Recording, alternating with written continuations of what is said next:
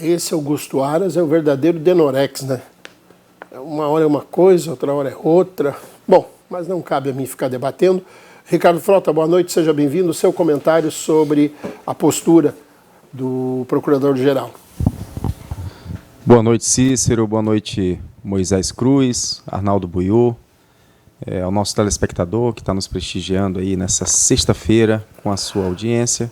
Meu muito boa noite. Já era esperado. O Augusto Aras, ele muda conforme a conveniência, né? Não só ele, como os ministros do STF. Então, outrora ele era contrário, agora mudou. Então, eu sempre tenho falado, toda essa estrutura, tanto o STF, Procuradoria-Geral da República, eles vão estar trabalhando conjuntamente para facilitar a vida do Lula e dos seus comparsas, seus aliados.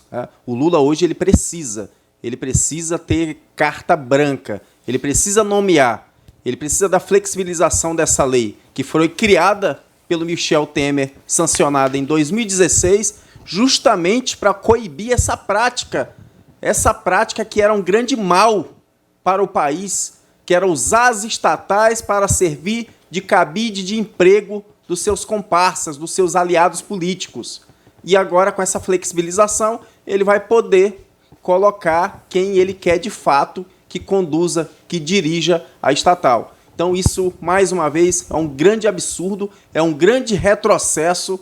A gente esperava lisura nessa legislatura, a gente esperava um pouco mais de sensibilidade, um pouco mais de responsabilidade, mas o que a gente está vendo é um descaso total, é uma falta de compromisso, revogar uma lei que ela veio justamente para moralizar um pouco o país, moralizar um pouco a política, que anda tão desacreditada, e agora mais ainda em saber que vão alterar, que vão mudar para poder colocar essa corja do PT. Porque o Lula, mais uma vez, ele tem pessoas, poderia ter inúmeras pessoas técnicas para exercer o cargo, mas ele não quer técnico, ele quer os comparsas, ele quer o aliado, aqueles que o ajudaram politicamente para estar lá à frente das estatais. Isso é um retrocesso, isso é ruim para a nação, e isso é só o começo do que a gente está vendo por aí.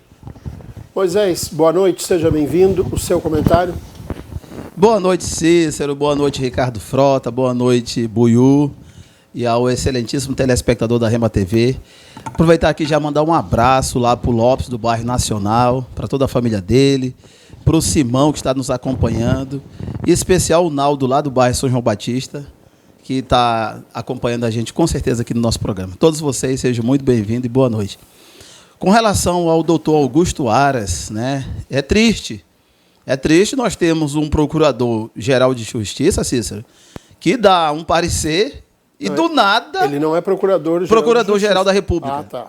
Dá um parecer e do nada ele muda esse parecer, ser uma justificativa e ir deixando de defender as estatais. Porque o que dizia o regulamento? Que a pessoa que participou... Só para você entender, porque às vezes você está vendo a gente comentar e você não está entendendo o que a gente quer dizer. Vou explicar para você.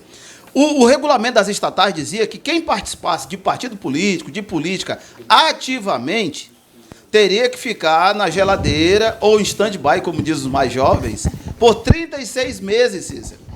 36 meses para quê? Para que não houvesse, nosso telespectador, para que não houvesse influência, para que não houvesse ali coisas que não são indicadas para uma autoridade que vai para essas estatais. Tudo bem. Aí o Augusto Aras dá o primeiro parecer dizendo, olha, o estatuto está certo, a pessoa que se envolveu em política e tal, aquela coisa toda, não pode assumir cargo, tem que ficar em stand-by aí, para não haver conflito de interesses. Essa é a palavra. Para que não houvesse conflito de interesses. Ok. Dias depois, Augusto Aras aí muda de opinião, ninguém sabe se por quê, e ele diz que quem participou de política, quem coordenou campanha, quem fez e aconteceu, conversou com empresários e aquela coisa toda, agora pode. Agora já pode assumir uma empresa, não precisa mais ficar em stand-by ou algo do gênero. Então, pessoal, isso não é bom para a nossa justiça, isso não é bom para a Procuradoria-Geral da República, isso pega mal e nós precisamos de mais transparência e de mais decência. Arnaldo Lourenço, boa noite. O seu comentário sobre esse tema? Bom, primeiramente gostaria de cumprimentar os nossos telespectadores, Paraíba, Daniel, que é ali do bairro Fortaleza, né, Três Marias. Também mandar um abraço para o bairro Três Marias, bairro Fortaleza. Cumprimentar o doutor Wilson Dias, que está nos assistindo também, dizer o apreço que eu tenho, mando um abraço para o amigo, que é mais um dos velhinhos, né, da velha guarda que nós estamos aí. E cumprimentar em nome dessas pessoas todos os nossos telespectadores. Cumprimentar o doutor Ricardo, o bispo Paulo, que acabou de chegar aqui, o Moisés, você, Cícero e toda a nossa técnica.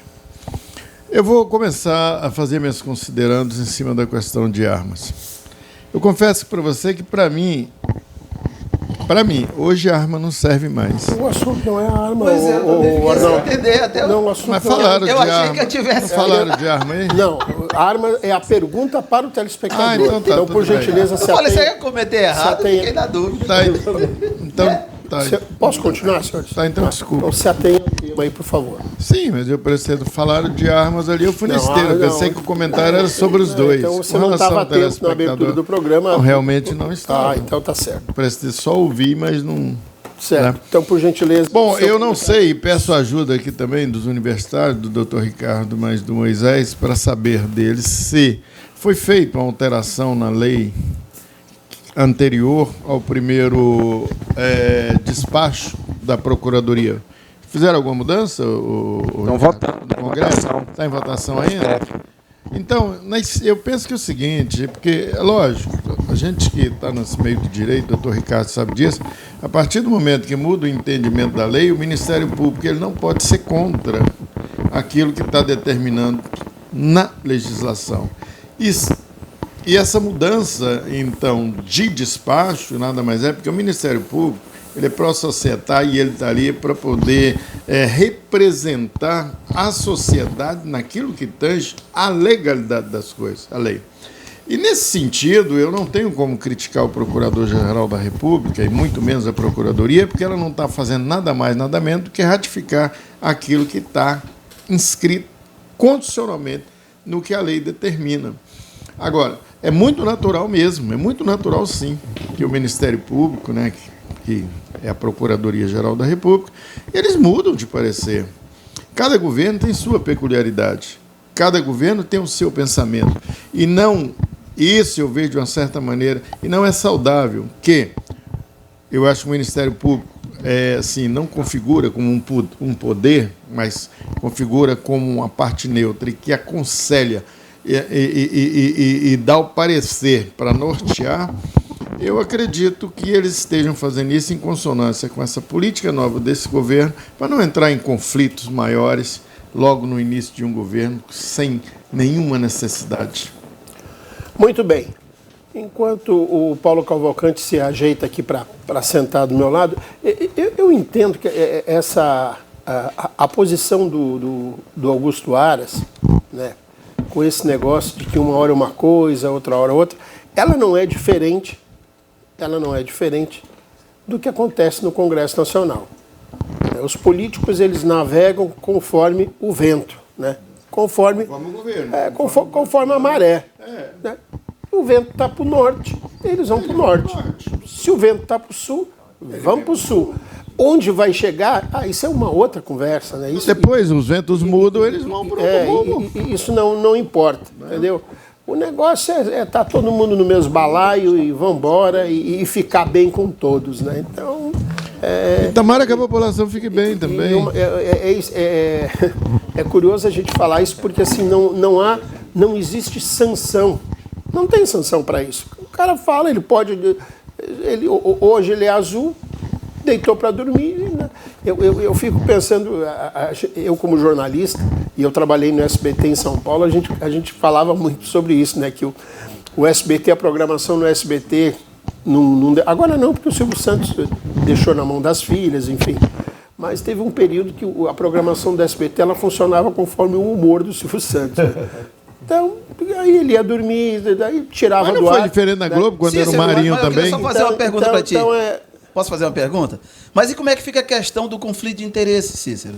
Por exemplo, que um cara que acabou de sair de uma atividade política e vai comandar uma estatal e negociou financiamento... Mas é isso que eu estou dizendo, Moisés. A justiça não era para ficar neutra e não navegar nessa onda? Mas é isso que eu quero dizer. Uma hora tem uma postura, outra hora tem outra postura, e ninguém questiona, e deu. E vamos embora. E é exatamente Paulo, isso. Isso gera até uma insegurança jurídica, né? Porque a população sabe que uma hora eles se manifestam de um jeito, aí de outra hora muda.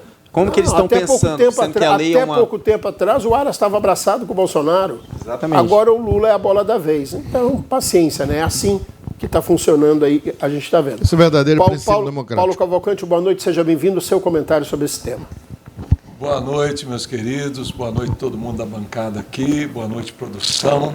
Boa noite você. Não é todo dia que eu estou aqui como antes. E hoje eu vim correndo substituir o Zezinho, né? E ele me telefonou, eu estava no meio do caminho aí para fazer uma outra missão, estava resgatando uma pessoa e deixei lá no jeito e estou de volta. Bom, gente, eu estive em Brasília essa semana, né, e fazia tempo até que eu não ia em Brasília e fui resolver uns problemas de um visto meu, de uma outra situação também. E aproveitei, dei um pulinho lá no Congresso, visitei os nossos deputados, fui lá ver o Bragato, ver a Cristiane Lopes, ver o Fernando Máximo, entre outros. Porém, gente, o que a gente percebe é justamente isso que o Cícero acabou de falar. O jogo muda conforme o cenário, né? Aras, numa hora, estava jogando, né? Não tenho nada contra o Aras, eu acho que ele é um cara que, num determinado momento, ele foi muito coeso, né? Porém que agora mudou completamente o jogo. A gente vê o que vale, manda quem pode, obedece quem tem juízo. E aí como é que fica? 2 pesos, 2 medidas, né? Não podia. Está parecendo aquele dia do impeachment da Dilma.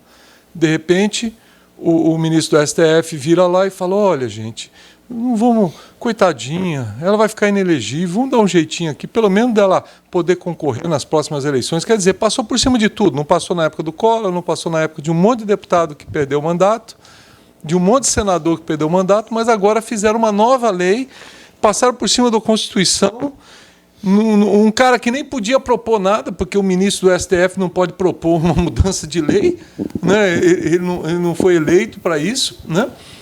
E agora se faz isso. Podia, né, num certo momento, era incoerente nomear uma pessoa que trabalhou na política, né, quer dizer que fez um monte de promessas, que está, né, devendo para um monte de gente e vai assumir uma estatal. E na hora o procurador era contra, agora o procurador é a favor. Então fica uma situação muito complicada. Está parecendo agora o Pacheco, né, quando ele fala assim, olha, vamos dar uma confirmada para saber quem deu o nome lá para a CPI do dia 8 lá, vamos dar uma confirmada, vamos dar uma esperada, vai que eles se arrependeram, né?